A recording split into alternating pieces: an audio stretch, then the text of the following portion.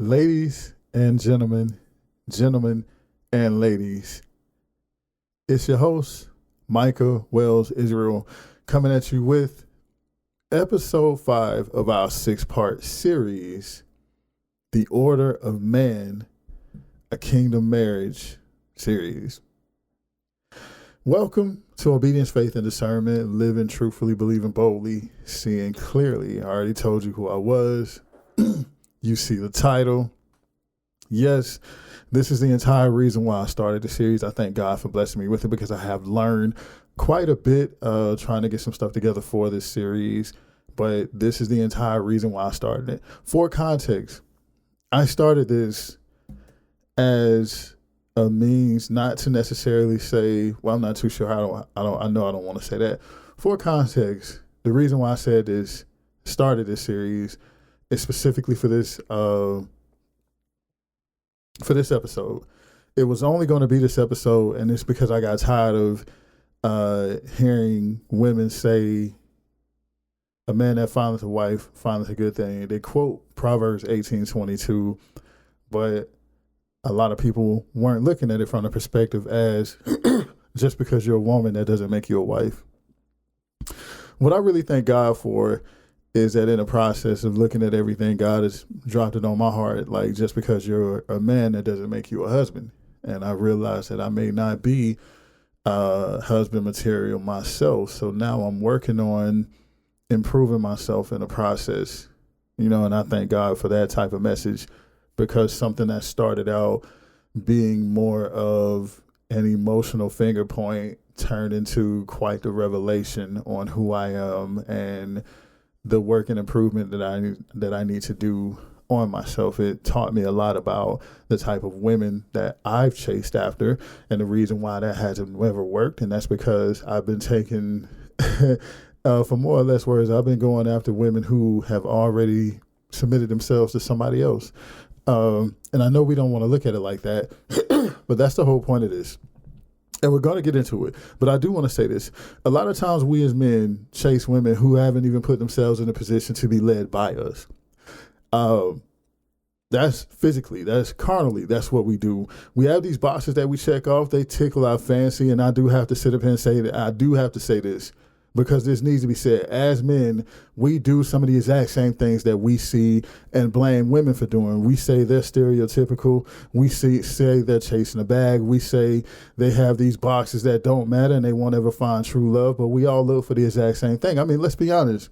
Nobody wants to be with somebody that they don't want to wake up to and appreciate looking at every single day.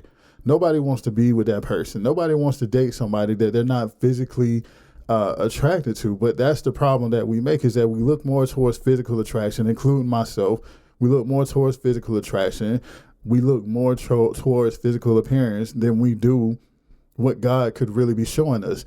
And I don't know how this will sound to anybody, but I'm going to say this. One of my favorite series to watch, I watch a lot of comedy because drama tends to give me not crazy nightmares. It gives me weird dreams. I don't get nightmares. I just have really weird dreams. And some of the things I watch tend to play into those dreams. So I watch a lot of comedy. One of my favorite series was Brooklyn Nine-Nine. And I noticed, if you haven't seen Brooklyn Nine-Nine, I'm talking about, I'm not naming the actresses. I'm naming who they play. You have Rosa and you have Melissa. Rosa's drop dead gorgeous. Melissa's beautiful in her own right.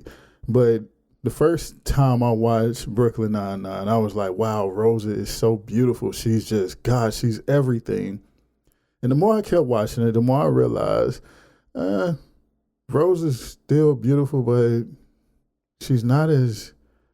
I'm not as attracted to her as I once was, surely off of her beauty. Whereas Melissa Santiago became more and more attractive to me as I saw her personality grow and just her goofiness, her silliness. But as her character started forming, I started noticing that by the end of me watching the series, and I could be wrong, no one has to agree with me or believe this, but by the end of the series, I consider Melissa Santiago to be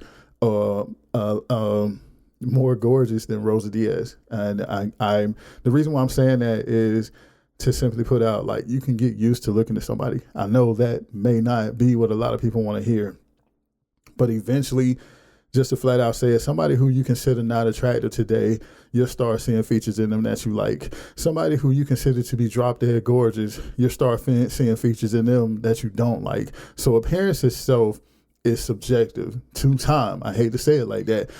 We've all grown up and seen kids, women and men who were not attractive in school, and they just look great now.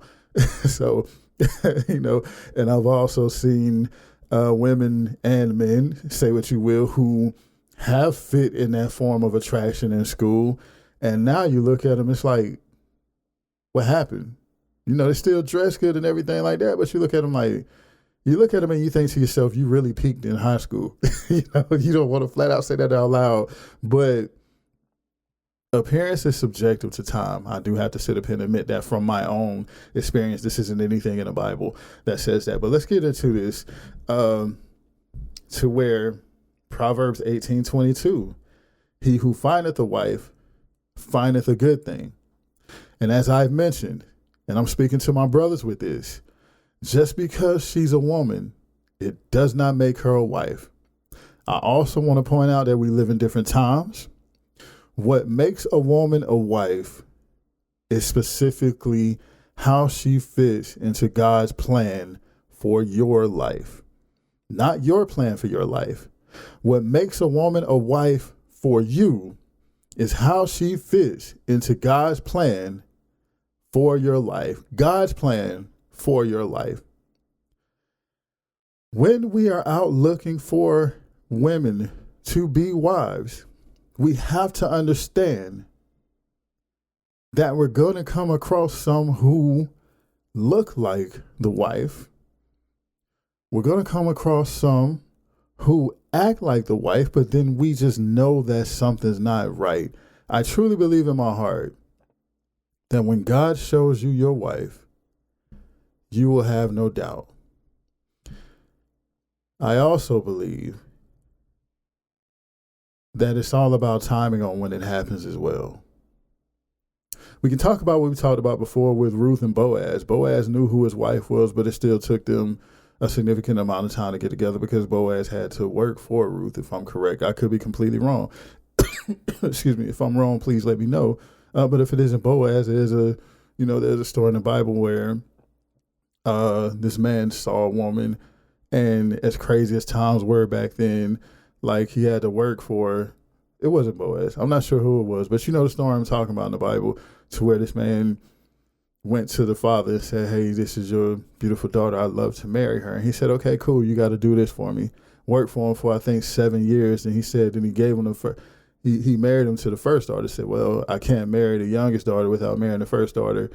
And I know I'm completely wrong about who that is. So don't shoot me. Okay. Don't shoot me. I know the story, and there's a lot of stories I know in the Bible. I just don't get the names right, so don't shoot me. But you understand what I'm saying. Sometimes it may not be the right time. God may have already shown you who your wife is, and it just wasn't the right time. We could get into talking about it being equally yoked, but that's another conversation in itself. What I do want to add to Proverbs 18:22 is there's a whole chapter in the Bible that describes what a virtuous woman is, as we discussed in the last episode. But for this, we are going to stay in Proverbs. And what I want to add to Proverbs is Proverbs 19:14. What I want to add to what a wife is Proverbs 19:14. And that is, houses of wealth are inherited from parents, but a prudent wife is from the Lord. Define prudence. As I looked up the definition for prudent is marked by wisdom, judiciousness, and restraint. Having or showing good judgment or restraint as in matters of business or conduct.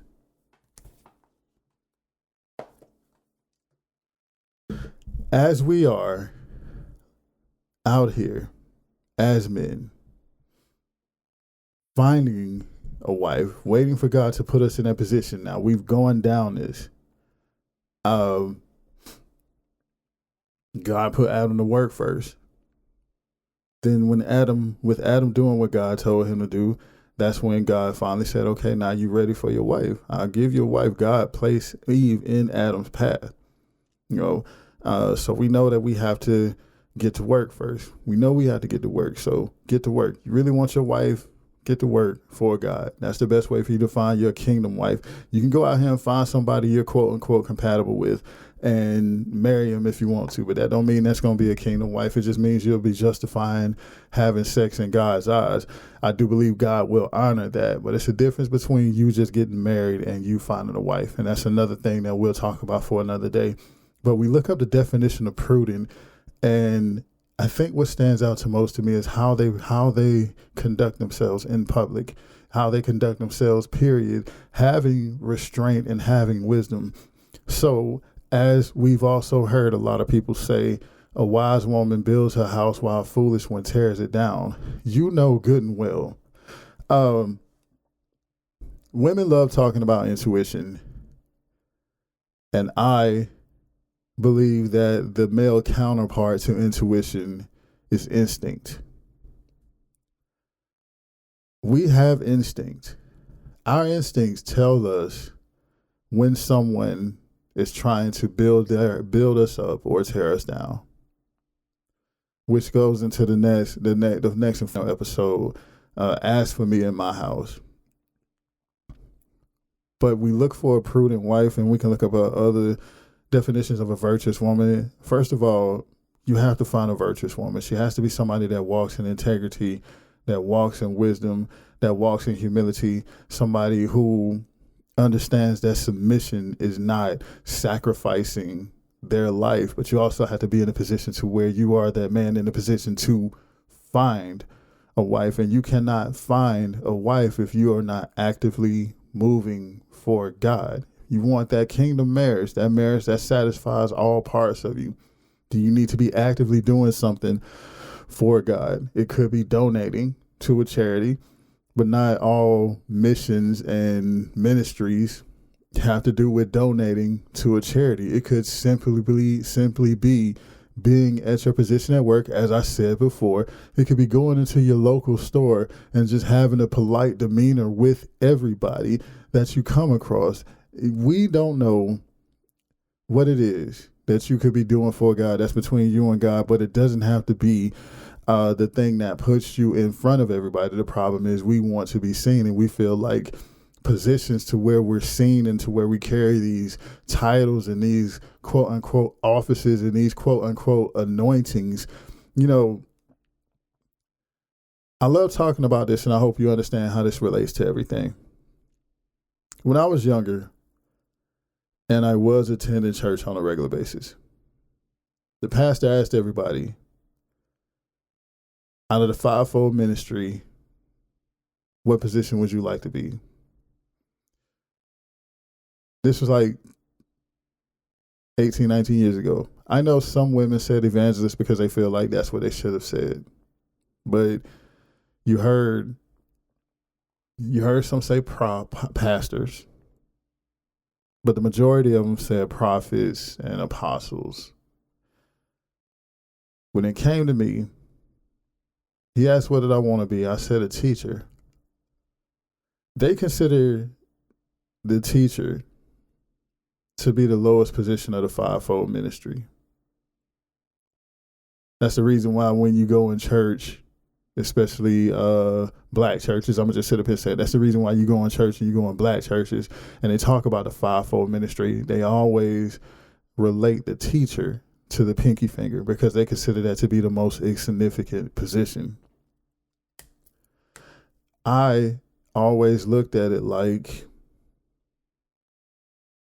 if I'm a teacher, I'll be the one teaching the apostles, teaching the prophets, teaching the pastors, teaching the evangelists. As a teacher, God will be able to use me to show each of them who they are and what path they need to walk down. So the way I saw it was a teacher has to walk in every other part of the fivefold ministry in order to be able to teach and point people in the directions of that ministry that they should go in. A little bit of vanity inside of that, but the point being is that just because other people may diminish your position doesn't mean God does. I would really like to believe in my heart that God would view the teacher, as Jesus called himself a teacher, as Jesus was called more a teacher than anything else, as a more important position than the apostle. Realize Jesus taught apostles. But we're not going to get into that. Point being is you may already know the work that you have to do for God, and it may seem small to the world, but that doesn't mean you won't have greater impact than those who are in front of everybody's faces, smiling all on camera and everything, laying hands and all the hooting and hollering and everything. One act of kindness, one moment to where you uplift God, to where you uplift Jesus more than yourself to someone else, could have more impact than a pastor who baptized 100 people in one day. It's not about quantity. It's about quality. Be the man who findeth a wife. Be the man who is living out God's will for their life. Be the man who's more dependent on God than having someone there. That's the man that you need to be. That's the purpose that you need to be walking in, and then your wife will come. You're going to go through some challenges. You're going to face women who seem like they have it all together and they are perfect for you. But that's where your instinct comes in at. That's where prayer and discernment comes in at. Prayer, discernment, and instinct will not ever lead you wrong. Am I saying you're going to walk without having regrets? Absolutely not. Regret and being led wrong is two completely different things. We can have regrets on not going down the wrong path because it just satisfies something inside of us. We can have that regret easily because it felt good. It made our flesh stand up at attention. It just consumed us so much, and it just felt like the sun was just shining bright, but in the end, somebody just had a big light on top of us and made it feel like it was the sun, and we knew that. Trust your instincts. Go to God, pray about it. Be accepting of the answer that God has for you. Understand that every woman you come across calling themselves Christians are not wife material. Let me say that again for myself. Understand that every woman you come across calling themselves Christian, saying that they believe in God, saying that they go to church, may dress slightly provocative, who even sit up here and say they read their Bible, who may even sit up here and say they have a prayer life. Understand that all these women who fit in this position may still not be wife material for one, and they may not be wife material for you. The type of woman you need, God knows, and that's between you and God. But as men, we tend to check off boxes too. We want, they say we want the whole nine, and we want the dime. We want the lady in the streets and the freak in the sheets. We want that. We want everything all bundled up perfectly for us. And as men, I have to sit up here and admit, we can have a bit of a superiority complex with this, especially when it comes to the Bible, because we see the Bible put man first. We see the Bible tell the woman to submit to the man, but we ignore what it takes to really be the man that the woman can submit to.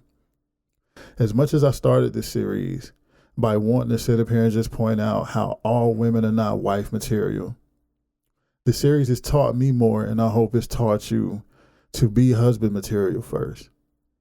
And the main way to be husband material first is to be led by nothing and no one but God. If you cannot find your purpose, anything else that's important that you may feel like God can use you with, being led by nothing and no one but God is the way to go. It's really just that simple. I really wish initially I got on here thinking that this episode was going to be ridiculously long. I thought I was definitely going to go over 30 minutes, but there's not too much to say. Like I said, I didn't even talk about the topic as much as I thought I would have, because I've just been blessed by what God has been doing with me. I know a couple of episodes seem rocky, but I've been blessed by the message that I've received from this, because in the pursuit of the order of a man, in finding a wife, we have to sit back and look at ourselves and say, are we the type of man that deserves a wife? The reason why you gain favor when you findeth a wife is because God finally said you deserve one. You deserve that type of commitment, that type of connection, that type of passion. And whatever else you want to call it, whatever else you want to say. But again, I cannot thank God enough for putting in my heart to write this series, because it completely changed my perspective about a lot of things. And I tend to quote the Serenity Prayer a lot, and that is helping me along the way. I didn't start quoting it until I started this series, and I've understood how it adjusted my perspective on a lot of things. A lot of people love quoting the first part of the Serenity Prayer. Grant me the serenity to accept the things I cannot change, the courage to change the things I can, and the wisdom to know the difference. But we forget about the part where it says accepting hardship as a pathway to peace, taking this world as, and I think this is the main thing that stands out the most, which had me really get to the point to where I stopped looking for a wife, and now I'm looking for God. I'm not even concerned about having a woman here. When she comes. But it's this part in the Serenity Prayer, as you read the full Serenity Prayer, that says, taking this world as Jesus did, as it is, and not as I would have it, so that I may be reasonably happy in this life, and forever happy with you in eternity. Amen. Taking this world as Jesus did, as it is, and not as I would have it. If I could tell you anything, start saying the Serenity Prayer. Start praying for God to make you the man that deserves a wife, that deserves favor. And understand that everybody that you come across may look like the one for you. But through prayer, through discernment, and through instinct, you know what you're going to get into. That is it. I am done. Remember my 5 favorite things. Stay focused, stay faithful, stay true to yourself. Treat other people how you want to be treated, and give God all the respect and glory that God deserves. I'm tired. Give God all the respect and glory that God deserves, because God is doing a whole lot more in your life than you could ever imagine. I love you. I know Jesus does too. We'll see you next week for the final episode. As for me and my house, we will serve the Lord. Thank you for tuning in. Peace.